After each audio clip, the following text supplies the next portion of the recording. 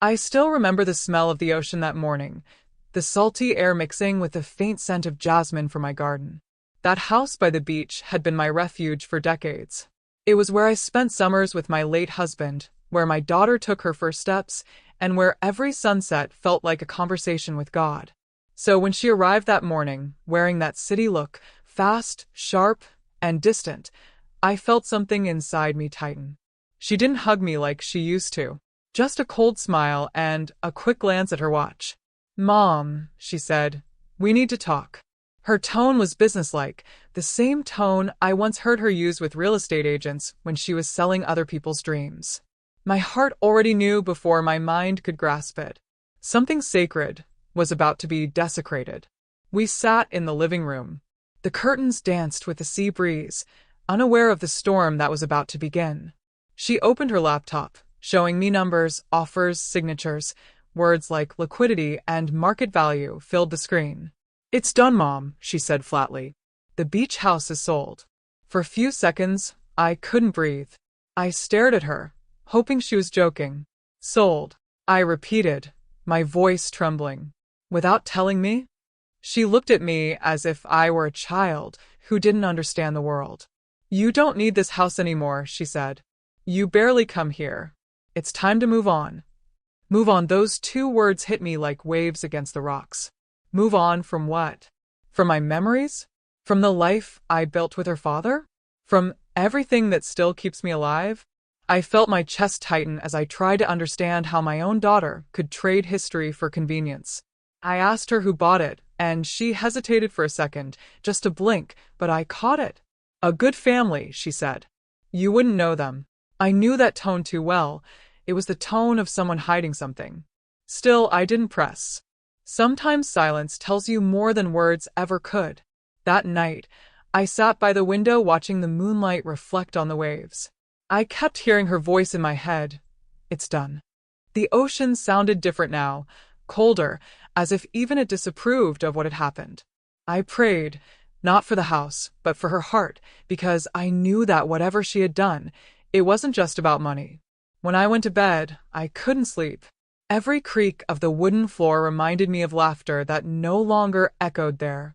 I walked through each room, touching the walls, the pictures, the worn-out furniture that still held our scent. Everything was still there, except the peace. The next morning, I decided to visit the new owners, just to see who would now walk barefoot on my floors. But something told me I wouldn't like what I'd find. I woke up before dawn, my heart heavy yet restless. The waves outside sounded like whispers, as if the sea itself wanted to warn me. I made coffee, the old way, with the same pot I used when my husband was alive. As the smell filled the kitchen, I almost felt him there beside me, silent but watching. It gave me the strength I needed to do what I had decided the night before. By the time the sun started to rise, I was already dressed, wearing my beige cardigan and the same sandals I always used for morning walks on the sand. The beach house was only a few streets away. But that morning, every step felt different. Heavier, slower, as if I were walking toward something sacred that had been violated. When I turned the corner, I froze. There was my house, but not mine anymore. A sold sign still hung in front, tilting slightly in the wind. The white fence I painted with my husband had been freshly repainted in gray. Even the flowers by the porch had been replaced by gravel. My heart sank. I walked closer, pretending to be a neighbor just passing by. Through the glass, I saw shadows moving inside. A man's silhouette, broad and tall. A woman's voice, faint but sharp. They didn't look like a family. They looked like people with business to do. I stepped back before they could see me. Something was off. I could feel it in my bones, the same instinct that warned me when my husband was ill before the doctors found out. I knew the truth was hiding somewhere beneath that deal my daughter had made. That night I called her. "Sweetheart," I began, trying to sound calm. "Who exactly bought the beach house?" Silence. Then she sighed. "Mom, please don't start. It's done. You'll only make it worse." Her tone had that coldness again, like a door closing in my face. But I couldn't stop thinking about the man's silhouette, about the gravel, about how fast everything had happened. So I did what any mother would do. I started digging. I went to the local real estate office the next day, pretending I was updating my address records. The woman behind the counter smiled politely. "Ah, yes, the Johnson property," she said, typing something.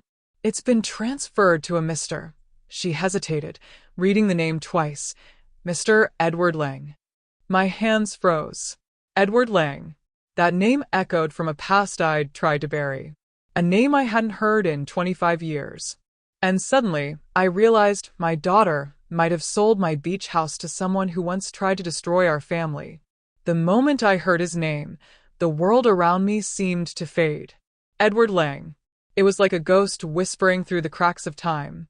I hadn't spoken that name in over 2 decades, not since the day my husband came home, pale and defeated, holding a letter that would change everything we knew about trust. Edward had been his business partner once, back when they were young men full of dreams. Together, they built a small construction company, one that gave us the life we had, the cars, the house, the summers by the sea. But greed has a way of showing its teeth quietly. One day, the company's funds vanished. So did Edward.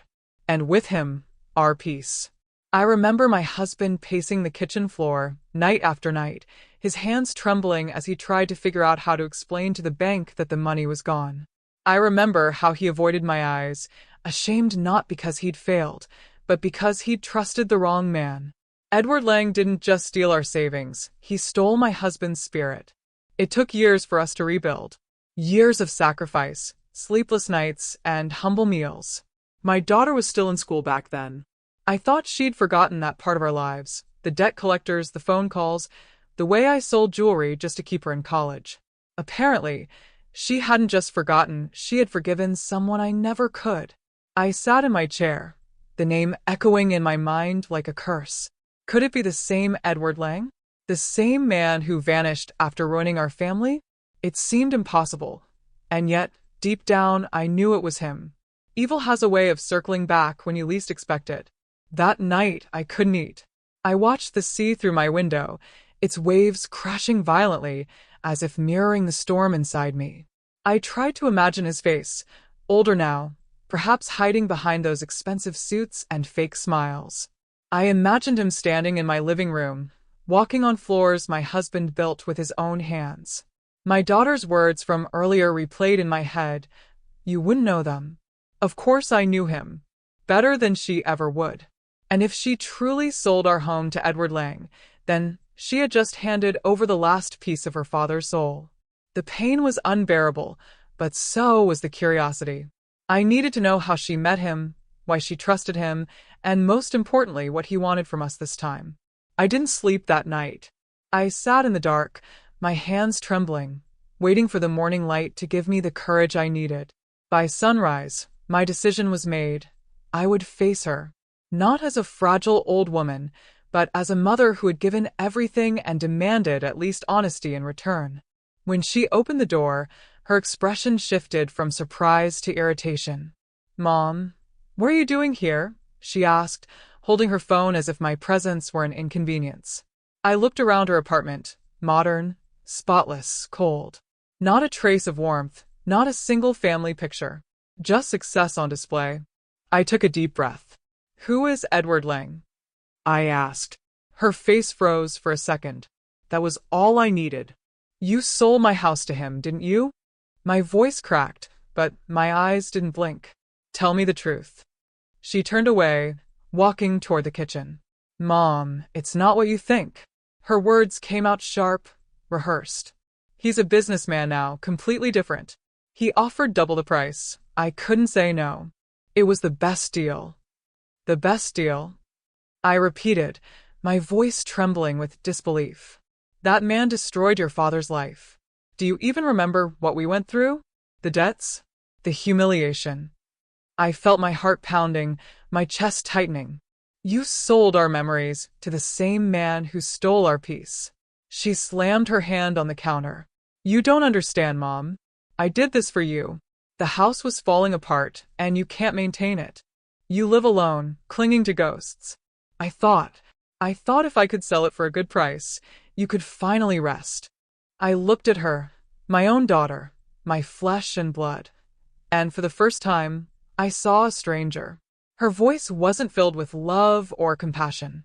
It was filled with ambition, pride, and fear. Fear of being poor. Fear of being like me, sentimental, broken, human. "You didn't do this for me," I whispered. "You did this to erase where you came from." Her lips trembled, but she didn't answer. Silence filled the room like fog, heavy and cold. I turned to leave, my heart shattering with each step. Before I closed the door, I said quietly, "One day, you'll understand what you really sold, and it won't be the house." 2 days passed before I found the courage to return to the beach house. The sea was calm that morning, but the sky was gray, as if nature itself was holding its breath. I walked slowly down the familiar road, every step echoing memories I wished I could forget. My hands trembled, not from age, but from anger. Anger that the man who ruined my family now stood on the same ground where my husband once built dreams. The gate was open. The sound of hammers and footsteps echoed from inside. Workers were repainting the walls, changing everything, as if erasing me from history. I stepped onto the porch. A man stood near the window, giving instructions. When he turned around, time stopped. It was him, Edward Lang.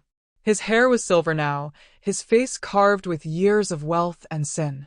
But those eyes, cold, calculating, still carried that same glint of deceit. For a moment, he didn't recognize me. Then his expression shifted, from confusion to amusement. "Well," he said, his voice low and calm, "if it isn't Mrs. Thompson."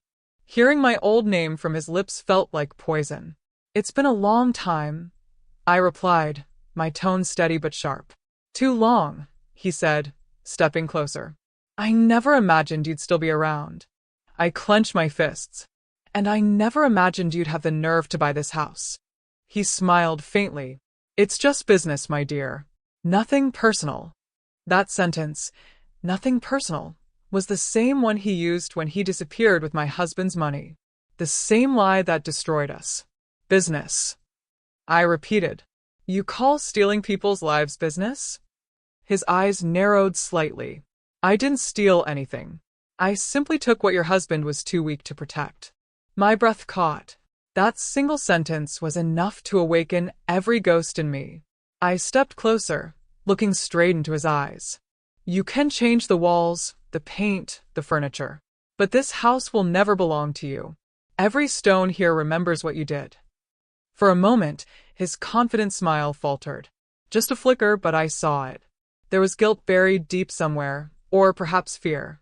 Then, without another word, he turned his back and walked inside, as if dismissing me. I left before my tears could fall. The wind was cold, and the waves crashed harder than before. Something told me this wasn't over. Edward Lang didn't buy the house by chance. He came back for a reason, and I needed to find out why. That night, I couldn't shake his words from my mind. "I simply took what your husband was too weak to protect." There was something hidden inside that sentence, something I couldn't see yet. Why come back after all these years? Why this house, of all places? The beach house wasn't just property. It was a memory carved into the sand. He must have known that. I started searching through my old papers, boxes of documents I had kept in the attic. The smell of dust and old ink filled the air as I opened folders yellowed by time. There were letters, receipts, contracts, fragments of a life I had buried long ago. And then, between tax records and insurance bills, I found something that made my hands tremble. A partnership agreement signed by my husband and Edward Lang, dated 1989. But someone had added a new page to it, a page I had never seen before. It bore my husband's signature, but something was wrong. The ink looked newer, the handwriting slightly off. It was a forgery. My breath caught as realization dawned on me. Edward had altered the document to claim ownership of the house decades ago. He must have kept it all these years, waiting for the right moment to strike again. I felt sick. This wasn't a simple real estate deal. He was reclaiming something he had stolen, using my daughter as a pawn. But why her? How did they meet? Did she even know who he really was, or had he manipulated her the same way he manipulated my husband? The next morning, I went back to the real estate office. The clerk was hesitant when I asked for the transaction file. "I'm sorry, Mrs. Thompson," she said, "but some of the documents are confidential. They were processed through a private agency, not through us." That confirmed it. Edward didn't buy the house the normal way. He used a shell company, layers of deceit, just like before. That night, I confronted my reflection in the mirror. My hand shook, my face looked tired, but my eyes were alive again. "You thought you could erase us, Edward," I whispered, "but you forgot one thing. I'm still here." I decided that I would dig deeper, no matter what it cost me. Because if Edward Lang thought he could rewrite history, he was about to learn that some ghosts never rest. I couldn't stop thinking about how Edward had found his way back into our lives. It wasn't coincidence. He had calculated every move. My daughter hadn't just stumbled upon him. He had found her. And knowing him, he would have done it the same way he always did, with charm, money, and lies dressed as opportunity. I began asking questions quietly, calling old friends who still worked in the city, people who owed my husband a favor. One of them, Martha, who managed a financial firm, hesitated before speaking. "Your daughter came here last year," she said. "She was looking for investors. A man named Lang helped her close a deal." My heart sank. "Did he ever mention his first name?" I asked. "Edward," she whispered. It all made sense now. My daughter, ambitious and desperate to prove herself, had fallen right into his trap. He'd offered her connections, mentorship, maybe even a father figure she thought she never truly had after mine died. And in return, he took the only thing that still tied her to me, our home. I sat by the window that night, staring at the horizon. How many times had I warned her about people who wear masks, about the charm that hides poison? But she was too young, too hungry to see it. She believed she was in control, while in truth, she was just a pawn in his old game. I remembered how Edward used to flatter my husband, calling him brother, partner, family. The same words he must have used on her. And she, blinded by admiration, probably trusted every syllable. I could almost hear her voice. "Mom, you're too suspicious. Not everyone is like you think."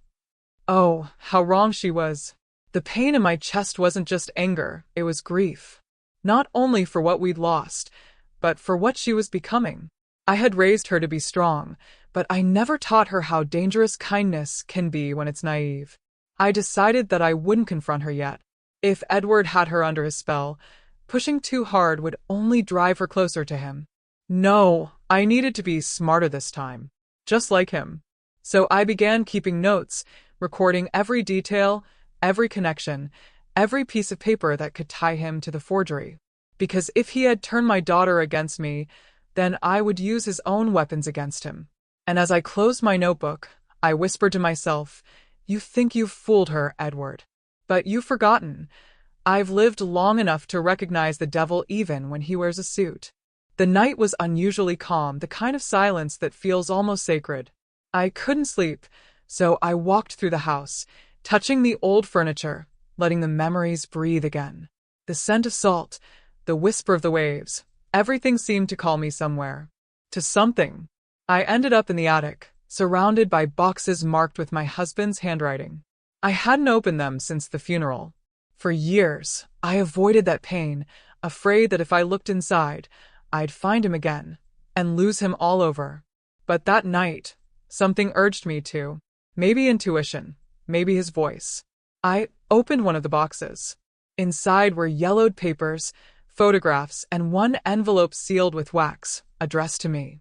My hands trembled as I broke the seal. The ink was faded, but his words were clear. "If you're reading this, it means time has done what I couldn't, forced you to face the past. Edward Lang isn't gone. Men like him never disappear. They hide, waiting for weakness. But remember, truth has roots deeper than greed. And in this house, I've buried a truth that only love can find." I read it 3 times, my heart pounding faster each time. Buried a truth that only love can find. What did he mean? I looked around the attic. It was full of his old belongings, blueprints, tools, small keepsakes. My eyes landed on a wooden box, the one he used to keep his drafting instruments. I opened it, and there it was, a small brass key taped to the lid. My breath caught. I didn't know what had opened, but I knew it wasn't something trivial. My husband had always been a man of symbols. Everything he did had a reason, a meaning. I went downstairs, scanning every corner of the house, drawers, shelves, even the old clock on the wall. Then I noticed a small lock under one of the floorboards near the fireplace. Something I had never seen before. My fingers trembled as I fit the key. It turned easily, as if waiting all these years for that moment. The board lifted, revealing a hidden compartment. Inside, wrapped in cloth, was a small stack of papers, old documents, a photograph of my husband with Edward, and a note written in his hand. If this reaches you, it means he's returned. Protect our daughter, even if she won't believe you.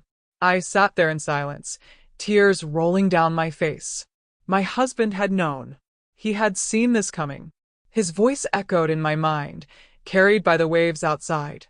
Truth has roots deeper than greed. And in that moment I realized the house itself was part of the secret. I spent the rest of the night sitting by the fireplace, the hidden papers spread out before me. The air felt heavier, as if the house itself were holding its breath. My husband's handwriting danced across the pages, familiar, firm, and filled with meaning. I hadn't seen his words in years, and reading them now felt like hearing his voice echoing through time. There were letters between him and Edward, business records, and bank transfers that painted a clear picture of betrayal. But then, at the bottom of the pile, I found something that made my blood run cold, a notarized document dated a few months before my husband's death. It stated that the beach house was never included in the company's assets. In other words, Edward Lang never had any legal claim to it. My husband must have hidden it to protect me and our daughter, to make sure that even if Edward tried to come back, he couldn't touch what was ours. And yet somehow he did, which meant someone had helped him. Someone who had access to the legal records. Someone like my daughter. My chest tightened. I wanted to deny it, to believe she had been tricked completely. But part of me feared that greed had finally blinded her, just as it once blinded Edward. I searched further and found another envelope, smaller, unmarked. Inside was a faded photograph. My husband stood next to a young Edward, both smiling proudly in front of a construction site. But on the back of the photo, my husband had written a single sentence: "If he ever comes back, follow the money." Those 4 words echoed in my mind. Follow the money. I didn't sleep that night. Instead, I sat by the fire, watching the flames reflect on the brass key still in my hand. My husband had left me not just memories, but a map, a path to uncover what Edward was truly after. At dawn, I gathered everything into a folder. I knew what I had to do. I had to prove that Edward forged the sale, that he used my daughter's trust to cover his tracks. But I couldn't go to the police, not yet. Not without solid proof. So I called someone I hadn't spoken to in years, my husband's old lawyer, Mr. Harris. When he answered, his voice cracked with age, but not surprise. "I was wondering when you'd call," he said quietly. He told me this day would come. Mr. Harris's office was exactly as I remembered it, dimly lit, filled with books, and smelling faintly of old paper and pipe tobacco. He was older now, slower, but his eyes still carried that same sharp intelligence. When he saw the folder in my hands, he didn't even ask what it was. He simply nodded and said, "You finally found it." I placed the documents on his desk. "He knew Edward would come back," I said quietly. "He warned me, but I never thought it would actually happen." Mr. Harris adjusted his glasses, scanning the papers carefully. "Your husband was a cautious man," he murmured. "He suspected Edward forged signatures even back then. That's why he came to see me a few weeks before his passing." He opened a drawer and pulled out an envelope sealed with red wax, the same symbol my husband used on his personal letters. My heart skipped a beat. "He asked me to keep the safe," Mr. Harris continued, "and to give it to you only if Edward Lang ever resurfaced." He slid the envelope toward me. My hands trembled as I opened it. Inside was a short letter and another legal document. The letter began with familiar tenderness. My love, if this reaches you, it means Edward has returned, and our daughter is in danger, not of harm, but of blindness. Blindness to what truly matters. Forgive her, protect her, but never let this house go.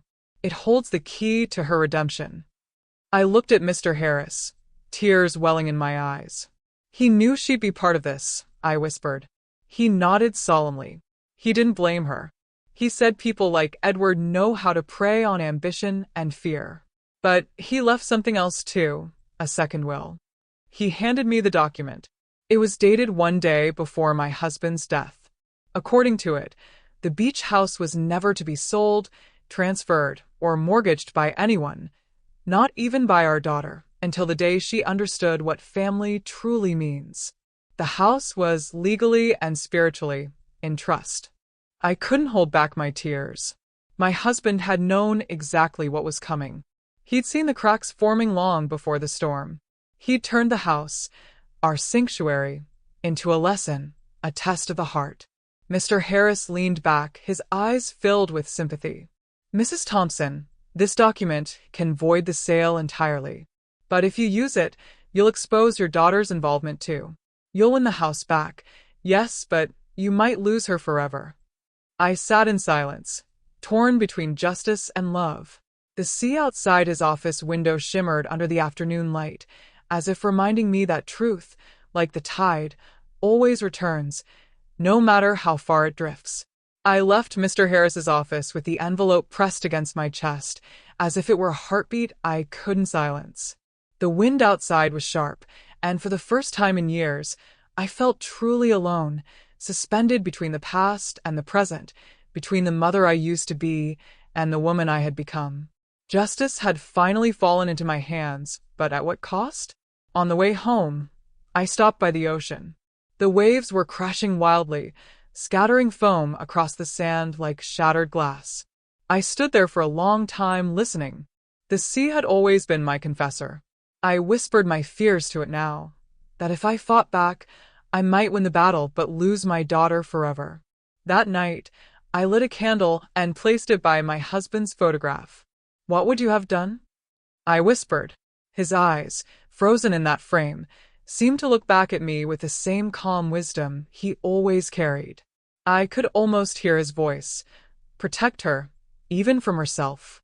I spent hours pacing through the house, torn between reason and love. The law was clear. The forged sale could be overturned. Edward could be exposed. I had the documents, the will, even the lawyer ready to testify. But my heart wasn't ready to destroy my own child, even in the name of truth. At dawn, I looked at the waves again. They rose and fell, endlessly, never holding on to anything, just flowing. Maybe that was the answer. Maybe justice wasn't about punishment, but about understanding. Maybe love, in its purest form, wasn't about control, but forgiveness. Still, part of me couldn't let it go. I knew Edward wouldn't stop. He had come back not just for revenge, but for power. And if I stayed silent, he would keep using my daughter, until there was nothing left of her soul. I closed the envelope, kissed the wax seal, and said softly, "Forgive me, my love. I will do what must be done, not to destroy her, but to save her." The decision was made. I would confront Edward one last time, and make him face the truth he buried decades ago. The sky was heavy with storm clouds when I returned to the beach house. The wind howled through the dunes like an omen. I carried only one thing with me, the envelope with my husband's final will. My hands trembled, not from fear, but from the weight of what I was about to end. The time for silence had passed. The front door was unlocked. I stepped inside, the sound of rain tapping against the windows. The scent of new paint filled the air, but beneath it, I could still smell the faint trace of my past, salt, cedar, and memory. And there he was, standing by the fireplace, as if he owned the world. Edward Lang. "You really don't give up, do you?" he said with a smirk, his voice echoing off the walls. "You're trespassing, Mrs. Thompson." I looked him in the eye. "You're the one trespassing, On my life, my family, and my husband's grave. He laughed softly. You think this house matters? It's just wood and stone. I stepped closer, my voice steady. No. It's truth and blood. And that's something you'll never understand. I pulled the document from my bag and placed it on the table. My husband left this for me, I said. A second will. Signed, notarized, and dated. This house was never yours to take, not then and not now. For the first time, his confident smile faltered. He reached for the paper, but I stopped him. Don't bother, I said. Mr. Harris already made a copy. The authorities will have it by morning. His eyes darkened. You think anyone will believe a bitter old woman? I took a step closer, my voice trembling with fury. They will when they see the forged signature and the bank transfers linking you to the shell company that bought this property. I followed the money, Edward, just like he told me to. Silence filled the room, broken only by the rumble of thunder outside. For a moment, his mask slipped, and I saw the fear beneath the arrogance. You don't understand, he hissed. Your husband ruined me. I only wanted what was mine. What was yours? I whispered. You stole from him, from us, and now you've tried to poison my daughter's heart. But you forgot something. The truth always finds its way home. The storm roared outside as he stepped back, defeated. His empire of lies, built over decades, was finally crumbling. You think you've won, he spat. You'll regret this. I shook my head. No, Edward. I've already lived through regret. What's coming for you is justice. I turned and walked out, the wind tearing through my hair as the first drops of rain hit my face. Behind me, I heard him shout my name, but I didn't look back. Some ghosts deserve to stay behind. The thunder grew louder as I stepped outside, but before I could reach the gate, I saw headlights cutting through the rain. A car stopped abruptly, splashing water across the path.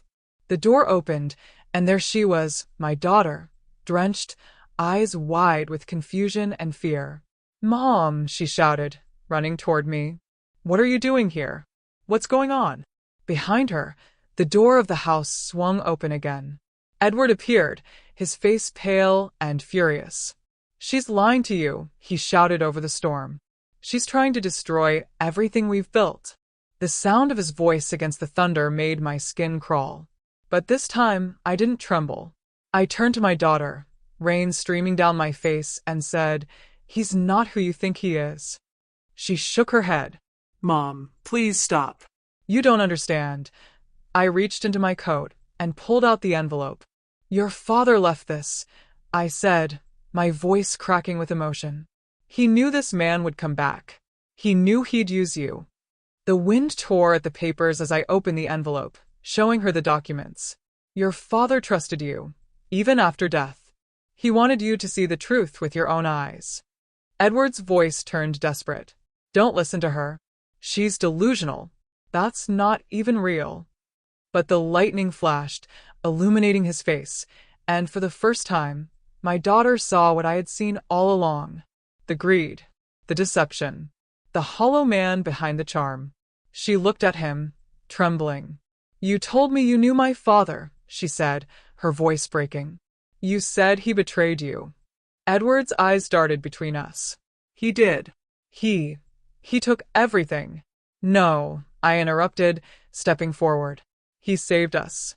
And you spent decades trying to destroy what you couldn't steal. My daughter's tears mixed with the rain as she stared at him. You used me, she whispered. He tried to reach for her hand, but she pulled back. Get away from me. Something in his expression shifted, from rage to defeat. The storm outside reached its peak, thunder shaking the windows, rain drumming like war. And then, for the first time in years, I saw remorse flicker in his eyes. But it was too late. My daughter turned to me, sobbing. Mom, I didn't know. I swear I didn't know. I took her face in my hands. I know, sweetheart. He used you just like he used your father. But it ends now. The storm raged on, but inside me, something finally grew calm. The truth, after so many years, had spoken. By morning, The storm had passed. The sea was quiet again, its waves small and tired, as if the ocean itself had wept through the night. The house stood still, scarred by the rain but somehow lighter, like a wound that had finally begun to heal. My daughter and I sat by the fireplace in silence, the documents spread between us. The truth had washed everything clean, but it also left behind the ruins of what we'd both believed. She looked at me with swollen eyes, guilt written all over her face. "Mom," she whispered, "how could I have been so blind?" I reached for her hand, squeezing it gently. "Because you wanted to believe in good," I said softly. "That's not blindness, my dear. It's hope. You just trusted the wrong man." Outside, the sun began to rise, a faint glow spreading across the ocean, turning the gray sky to gold. It reminded me of the mornings when she was a child, when we'd collect seashells together and laugh at the waves. Somewhere along the way, we had both lost that simplicity. But now, for the first time in years, it felt possible to find it again. Edward Lang had disappeared by dawn. His car was gone, the house empty of his presence. Mr. Harris later confirmed that the legal process would take care of everything, the forged sale, the property transfer, all of it. Justice, he said, would prevail. But I wasn't thinking about courts or papers. The only victory I cared about was sitting beside me, holding my hand. As we drank tea in silence, my daughter looked around the house. "Dad really thought of everything, didn't he?" she said, her voice trembling with a mixture of admiration and grief. I smiled faintly. He didn't just think of everything. He thought of us. Even now, he's still protecting us. We stayed there for hours, just listening to the sea. Every creak of the old wood, every gust of wind felt like him, as if his soul had never really left. For the first time in a long time, my daughter laid her head on my shoulder, and I felt the weight of all the years between us melt away. No words were needed. The truth had spoken. The storm had passed. The following days moved slowly, like waves smoothing over broken shells on the shore. My daughter stayed with me at the beach house. The same walls that once echoed with anger and silence now carried softer sounds, footsteps in the kitchen, quiet laughter, the clinking of cups during breakfast. It was as if the house itself was exhaling after years of holding its breath. One morning, she came to me holding the photograph of her father, the one I had kept near the fireplace. "I don't remember him smiling like this," she said, tracing her finger over the faded image. I smiled gently.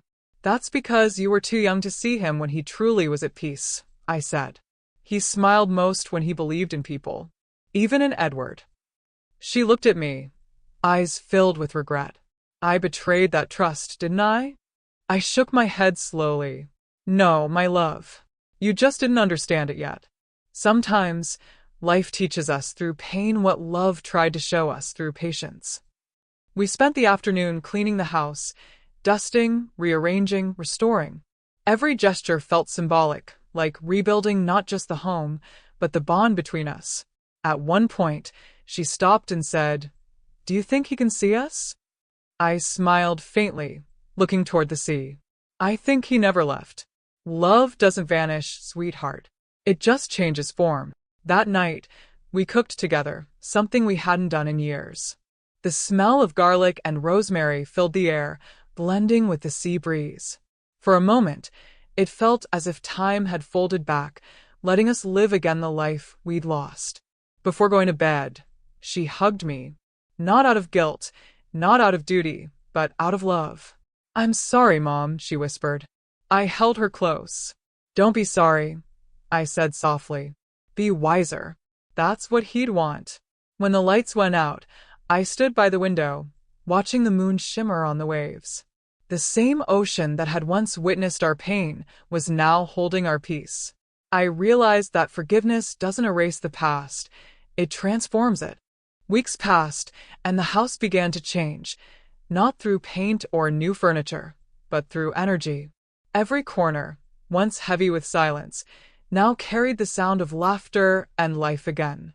My daughter and I decided to restore it together, not for the market, not for money, but for memory. "Let's make it like it was when Dad was here," she said one morning, holding a paintbrush with a shy smile.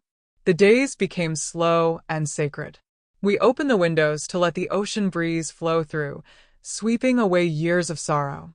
We replaced the cold gray walls Edward had painted with soft shades of cream and sea blue, colors of peace. We repaired the old wooden floors, keeping the marks and scratches that told our story. Every scar stays, I told her. They remind us that we survived. In the evenings, we would sit on the porch, watching the horizon as the sun melted into the water. It became our ritual, a quiet prayer without words. My daughter often said, "It feels like he's here." And in truth, I felt it too. The sea that once carried our grief now reflected our healing. We found new purpose in giving the house back its soul. My daughter planted flowers by the gate, the same jasmine I used to tend when she was a child. The scent returned to the air, gentle and familiar, as if time itself had forgiven us. Sometimes, neighbors would stop by and say, "It's good to see life back in this place." And I would smile, knowing they weren't just talking about the walls. One night, as we stood by the shore, she turned to me and said, "You were right, Mom. This house isn't just ours, it's a promise." I looked at her, the moonlight soft on her face, and replied, "Yes, a promise that no lie, no greed, no storm can ever erase what love builds." The redemption of the house wasn't just about wood and stone, it was about us.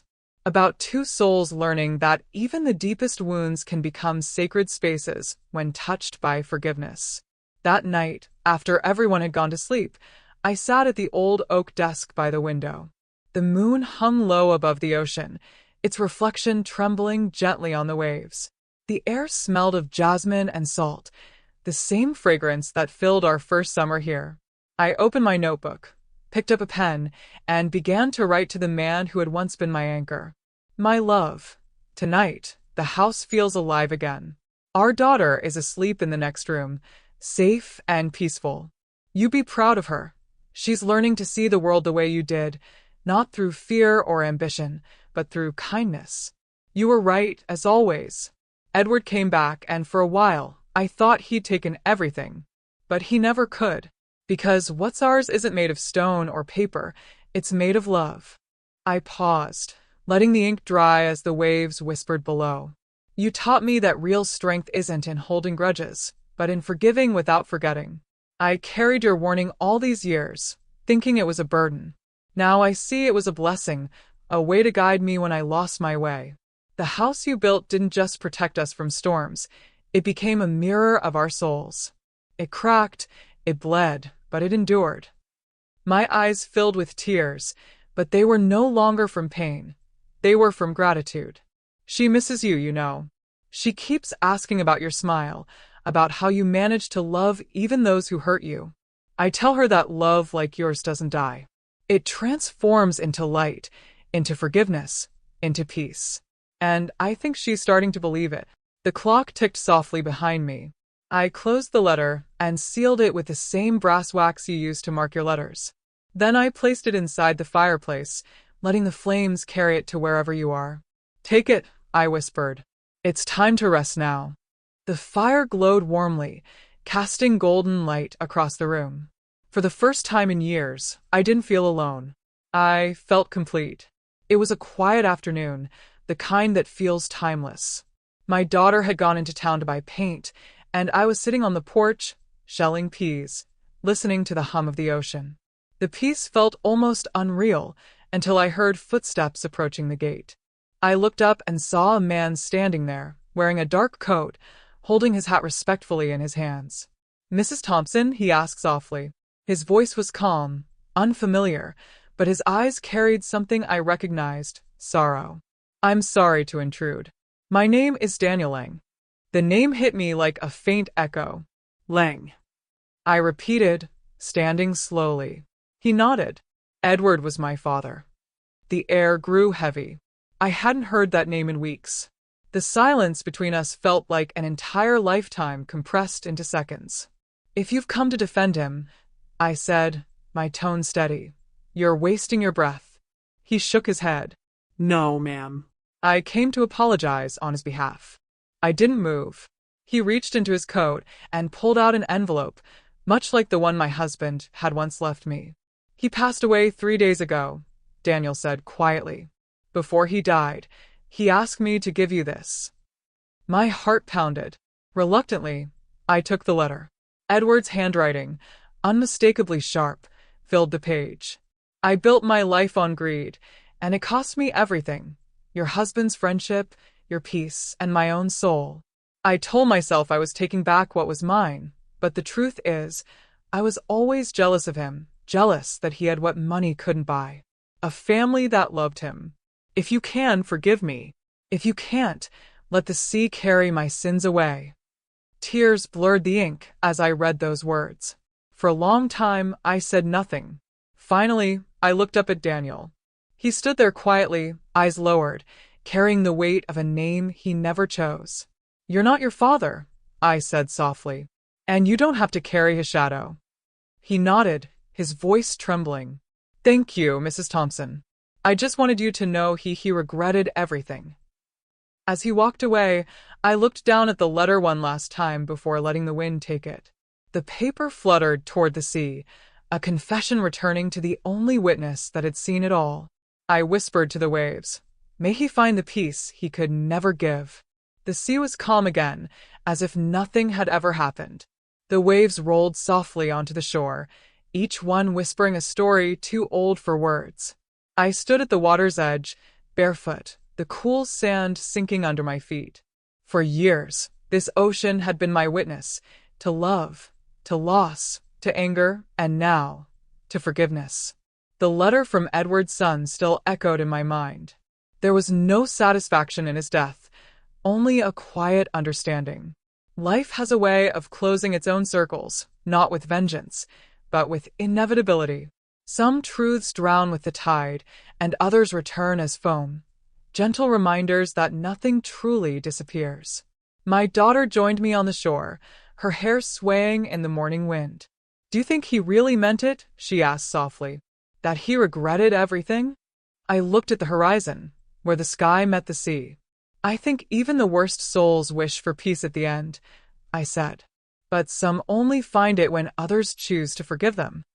We walked along the beach in silence, collecting seashells like we did when she was little. Each shell felt like a fragment of the past, fragile, imperfect, but still beautiful. You know, she said, I used to think the sea erased everything. Now I think it just keeps it quiet. I smiled faintly. Yes. The sea keeps secrets, not to hide them, but to let them rest. That afternoon, we placed the last of the old photographs back on the wall. The house looked complete again, not because it was perfect, but because it was honest. The light through the windows felt warmer than ever. It was as if the sea itself had returned what it once took, our peace. And as the waves continued their eternal rhythm outside, I realized that the sea wasn't a reminder of what we lost, but of what endures: love, truth, and the courage to begin again. It took months for the dust to finally settle, in the house, in our hearts, in everything that once felt broken. The beach house stood stronger than ever, glowing under the morning light. The walls no longer held echoes of pain, only the quiet hum of peace. My daughter and I had stopped talking about selling it. The idea felt absurd now, almost sacrilegious. This was no longer a property. It was our story. One evening, as the sun began to melt into the ocean, she joined me on the porch with 2 cups of tea. Mom, she said, I've been thinking. Maybe we should open the house to others, families who need a place to heal, just like we did. Her eyes sparkled with conviction, and for a moment, I saw her father in her, that same unshakable faith in people. I smiled. That's a beautiful idea, I said softly. He'd love that. This house began with his dream. Maybe it should end with his kindness. She nodded, and together we watched the horizon fade into shades of gold and lavender. The waves whispered approval, like the sea itself agreed. Later that night, I walked through each room, touching the walls as if to thank them. Every mark, every scar told a chapter of our lives, of mistakes, forgiveness, and grace. I realized then that legacy isn't something you leave behind. It's something you build within the people who remain. Before going to bed, I opened the window and let the ocean breeze in. It carried the familiar scent of jasmine and salt, the same fragrance that had followed us through every season of joy and sorrow. I closed my eyes and whispered, "We did it, my love. We kept the promise." The moonlight filled the room, and I felt an immense stillness, the kind that only comes when every circle has finally closed. The house no longer belonged to the past, it belonged to eternity. And as the waves danced under the stars, I knew that what endures isn't stone, or wood, or name. It's love, quietly, eternally, returning like the tide.